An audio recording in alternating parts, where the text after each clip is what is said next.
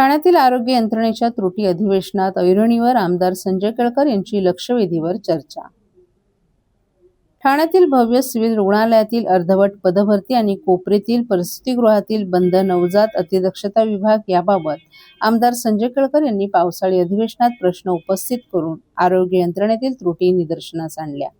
पावसाळी अधिवेशनात लक्षवेधीवरील चर्चेत भाग घेत आमदार संजय केळकर यांनी ठाणे शहरातील आरोग्य यंत्रणेबाबत प्रश्न उपस्थित केले। कोपरी येथे लखमचंद फतीचंद प्रसूतिगृहाचं नूतनीकरण सुरू असून दुसऱ्या माळ्यावर 25 रुग्णशय्या क्षमतेचं नवजात अतिदक्षता विभाग निर्माण करण्यात आला आहे, मात्र अद्याप मनुष्यबळाअभावी ते बंद आहे। आरोग्य यंत्रणा सुसज्ज करण्याआधीच उद्घाटनाची घाई केली जात असल्याबाबतही केळकर यांनी नाराजी व्यक्त करत प्रशासनाला निर्देश देण्याची गरज सभागृहात व्यक्त केली।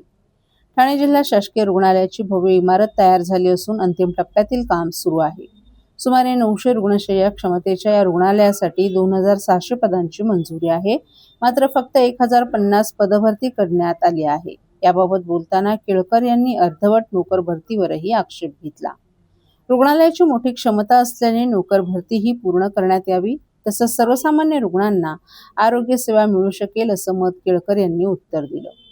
यावर उत्तर देताना आरोग्यमंत्री प्रकाश आंबेडकर यांनी कोपरी येथील लखमीचंद फतीचंद प्रसूतिगृहाच्या पदभरती संदर्भात ठाणे महापालिकेला निर्देश देण्यात येतील असं सांगितलं, तर जिल्हा शासकीय रुग्णालयातील पदभरतीबाबत संबंधित विभागाकडे मान्यतेसाठी प्रकरण पाठवण्यात आल्याचं आंबेडकर यांनी सांगितलं।